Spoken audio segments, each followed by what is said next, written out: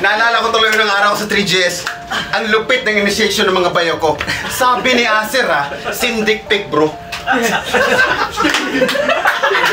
Ako napatigil at napaisip ako.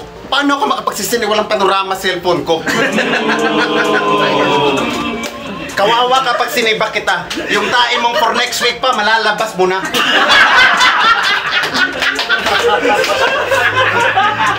Well, The Balentong 8, isang event na nangyari noong 2020 at dito nga rin nagkaloob ang second round ng Isabuhay 2020 at 2021. Isang event na napalooban ng dalawang tournament dahil na rin sa pandemya kaya pinagsabay na lang ang 2 taong tournament sa isang taon. Medyo magulo no? Basta unawain nyo na lang at kung talagang fan ka ng flip top ay gets mo na agad ito.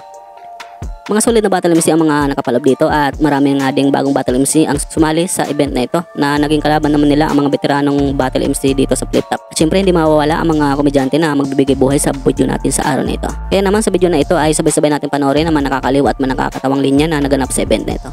Welcome back ulit sa ating munting channel. For today's video ay papanoorin natin ang Bell Balentong 8 Best Funny Lines. At paalala ko muna mga clips na nyo mapapanood sa araw na ito ay ayon sa abot ng aking nakayanan at kung meron man akong hindi naisama ay mas mabuti pa sa mismong YouTube channel kayo ng flip top manood para sulit ang inyong panonood. So simulan natin. Let's go!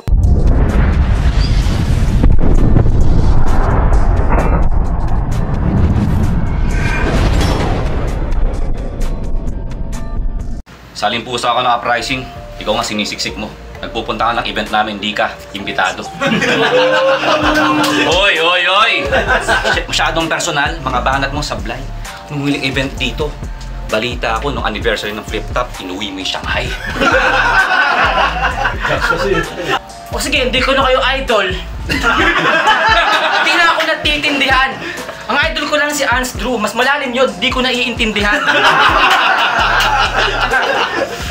Diba yung panlasa, ginago sa larangan. Walang lutuan, pero taste mo na palaban. Winasa ka lang dahil sa bulok mong salitaan. Buti pa si Batas o Galawan. Ikaw o Juan ng lahatan ng bigkasa na. Alam sa history shit, gagong talino mo naman.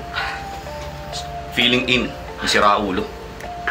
Pag tinanggal ko yung IN sa talino, talo ka na lang, iho. Yun na yun, wala. Tiniro mo yung pagiging bakla? O sige, simulan natin do. Musta kayo ng bestie mong si Ultimate? Chismis sa batis, suportado mo raw siya sa pageants. Lakas mo daw umeffort. Feeling artista, umuopa, kumukoreano pa tong hayop. Pero basag sa akin tong K-pop, parang BTS bayot. Red Velvet na. Pero no judgment, no judgment.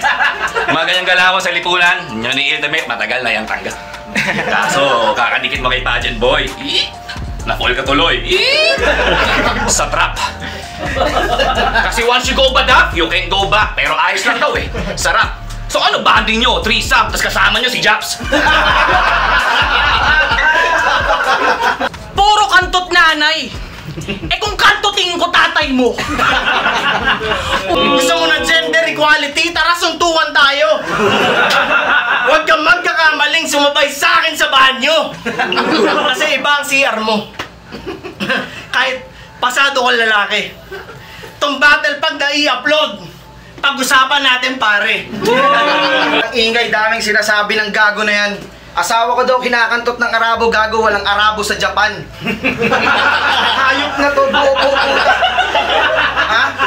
Isa sa mga solid na tawanan at syempre digdikan din dahil sa Isabuhay ang laban ay itong J-Black versus Lil Struck. Sa di pa nakakilala kay Lil Struck, isa siya sa mga battle MC ng Cebu na talaga namang solid din kapag nagpatawa. At gaya nga ni Lil Jan ay kay Lil Struck mo nga rin marinig ang mga titi bars at jokes na kilala din bilang itim na Nazareno at 7.2. Sa lahat siguro ng battle niya ay hindi talaga pwedeng hindi niya ito banggitin. Kaya ito nga rin ang dahilan kung bakit isa siya sa mga idol pagdating sa pagpapatawa. Habang si J-Black naman nga dito ay ipinakita niya na kahit kalugan niya itong si Lil Struck ay hindi niya talaga ito pagbibigyan, lalo pa at sabi nga rin itong masungkit ang pagiging Isabuhay champion. At dito nga rin nagsimulang mag-improve mga sulit na J-Black na mapahanggang sa ngayon nga ay mas lalong lumakas. Ito mag-angas kasi nakalabas ka lang naman kasi yung bowel niya may movement na. Loose, bowel, movement. Anyway. Alam mo kung bakit maitim ka? Parang nakita ng nakapiring na chinita sa madilim na iskinita. Kasi humiling ka sa diwata ng fita na maging dark and handsome kaso dark lang narinig niya. Kalaban ko ay kampyon. Nakakatakot daw ang talento. Kaso peke ito na black, di ka tunay na katribo. Tingin nila sa amin mababa. Ako nasa ilalim, kaya yanig ko ang lupa. Ganon kalakas, at alam ni sir na ganon din kahaba. Noon San Juanico Bridge, ako na ang bahala. Ako ang itim na nasa reno na tagapagsalba. Ngayon kayo nang humusga kung sino talaga ang tunay na black sa aming dalawa. Kabalutan ng hockey ang yung buong katawan. Kung ako sa'yo, tanggalin mo na yan. Sir, ang yabang na talaga nito. Porket sikat ngayon sa social media to. Oo, siya yung napapanood nyo sa Facebook at sa TikTok. Siya yung gumaganto.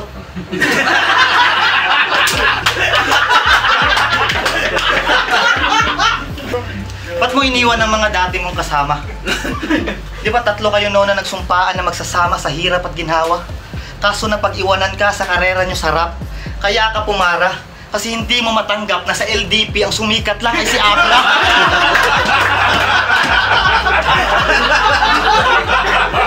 Titi bars? Wag ako, bitch. Itong titi ko sing haba ng leeg ng ostrich. Marami na ding dumaang tagalapu-lapu dito. Old Bridge. Old Bridge. At syempre dahil umabot ko sa part nito at kung bago ka lang nakapasyal sa channel ko ay nanyayahan mo na kita na mag-subscribe at pakihit na ng bell button para lagi kang updated kung may bago kong lalabas mga content tulad nito. At syempre papalo at like na ng ating Facebook page, nag-upload ako doon ng mga content about sa hip-hop at flip-top. Maraming salamat at magpatuloy tayo. Sabi nila pag negro may BBC daw nadala. Sabi nila pag payat jakulero at isang partila daw tumataba sa kanila. Sabi nila pag mataba jutay. Mga istoryang kadiri na. Hindi totoo lahat ng yon kasi si Luxuria malaki yung titi niya. Makinig ka nga, sa labang to walang rarara. 7.2 tang ina yung sasabihin mo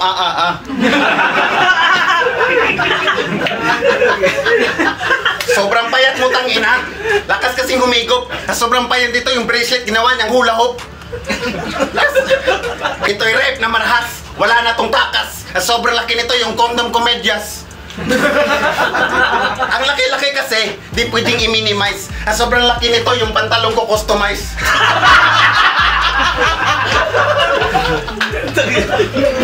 Napakahirap pag umihi ka sa daan. Kaya ginawa ko ng paraan, dito ko na dinadaan. Kaya yung titi ko famous at lagi pang minamay day. Kilala to kahit saan, yung titi ko may ID. Black sa black yung laban. Sino nga ba sa atin yung tunay? Ikaw yung black na di makakalusot sa taglay ko na husay. Parang Balakid versus Marshall noong 2019, isa buhay. Nagawa kong ipangalan. Nagawa mong isakulay. Matulog ka naman. Pag hindi ka makatulog, uminom ka ng sleeping pills, bro. Tas inumin mo to bawat gising mo. Para tumaba ka naman, tas kumain ka ng mabilisan. Di ka kasi na-breastfeed ng nanay mo dahil gusto mo lang siyang maging kaibigan. At last, ang sagupaang Mastapit at Apex. Sa estilo sa laban ay talaga namang magkalayo ang dalawang ito. Isang MC na unang nagsabak pa lang ng Isa Buhay laban naman sa finalist ng Isa Buhay 2019. At napakaraming beses na ring sinubukang sungkitin ang pagiging champion. Subok na kung baga sa estilo ni Apex na kahit anong klaseng estilo ay kayang-kaya niya, mapa-jokes, multibars ay talagang maning-mani lang para sa kanya. Habang si Mastapit naman dito ay di siya mag-aano nagpapatawa dahil na rin sa Isa Buhay ito at Apex pa ang una niyang nakaharap. Kaya masasabi mo talagang napakalaking pressure ito para sa isang Mastapit na hanapan ng mabigat na anggulo ang isang Apex. At makikita nga natin dito na kahit papano ay sumabay din naman siya. Ang mga negrito, ang mga unang Pilipino, nakasalubong nila si Pito. Ang sabi niya, "Huwag nga kayong pabibo, nauna ako rito." Siya, si Master Pito, ang pinakapaborito sa South. Sobrang old school yung underwear niya, hanggang ngayon karsoncillo pa raw. Yung TF neto, ganun pa rin yung amount, 5 piso na green tsaka 10 piso na brown. Ang tagal mo na sa Etibac, wala na mas epic pa sa'yo. Sobrang tanda mo, pangalawang pandemic mo na to. Baliw pero napakabait. Huwag mo kong gugulatin, baka bigla kong makalabit. Di nauubra sa akin yung mga multi mong pilit. Para kang ginigilit mula leeg hanggang puwet, ginigilit. Mark my word, kahit magpaluan pa tayo ng kahoy sa tapat ng kahoy world. Binabata lang. Eto, technician, hanep pa. Pero nakita ko yung cellphone neto, mura na, pangit pa. Mas high-tech pa ata yung calculator ng tatay ko na nasa college siya. Para i-reset, kailangan ditusok. Ini-installan niya ng Instagram, puta umusok. Di mo malaman kung anong app yung tatanggalin. Pupunta ka na ng settings, puta naghahang pa rin. Binigyan niya ng damit si Arik. Sakto yung laki. Sakto rin na pamunas pag mayroong batang natae o may nasagi na kape. Nung inabot mo, yung itsura ni Enigma, di mahanapan ng pake. Kulang na lang sabihin niya sa'yo, may basahan pa kami! Bigo host na daw siya. Hayop sa achievement, kailangan ipaalam. Malaman-laman ko, Bigo host din pala si Badang. Ikaw, streamer? Di ka nga pinapanood kahit nanay mo. Tsaka hindi ka nakakapag-live pag patay wifi na kapitbahay nyo. Mastapit? Mastapla na forfeit. Oh shit! Plantito na mahilig sa orchids. Orchids! Tinanong ko siya mismo. Sinarot ko sa Bigo. Sinagot niya ng info. Ang landi at ang weirdo. Nagpadala ng dick pic. Silakila ng pito. Marami siyang video. Mahigit 1,000. Meet up sa playground. Kita-kits daw sa siso. Ano? Master. O sige, brand mo yan putang ina. Master din naman ako. May grand nga lang sa umpisa. Kung ikaw yung naging master ko, malamang matagal na akong huminto. Kung ako naging master mo, ang unang ituturo ko sa'yo, yung pinto. Ganun ba ako kalakas para gumamit ka pa ng dami? Tanginan to. Inamin mo pa? Proud ka pa nun? Kung sabihin ko sa'yo, alam kong ikaw yun. Sino tanga ngayon? Tanginan mo. Tinitira pa yung damit ko. Talagang walay. Kesa naman sa tela ng damit mo, kita na yung x-ray. Di kita bibitawan mula A to Z. Gusto nyo ba makarinig ng wordplay na wak mga pre? Tangina. Yeah, simulan natin mula A to Z. Huwag ka malikot. Can't you see? A to Z, kakaskas ko lang sa sahig na parang watusi. Plikpak, pikipakpak. Yeah, wordplay na wak, I'm done. Ako na magpapalaya sa ikinandado mong alkansya. Tanginan to. Ikaw kaya lagyan ng malaking kandado sa lambe. Di ba mahapde? Tangina yan, hirap sa'yo, Pex. Gusto mo ikaw lang yung lalande. Tangina to. Pex, are you insane? Abra, ingat ka. Baka yung tumbong mo salpa ka nito ng takip ng champagne. Tangina to. Bulol siya sa S. Literal. Alam mo dahil dyan, may naisip ako na business pa. Kausapin mo si Harlem, magtayo kayo ng SNR.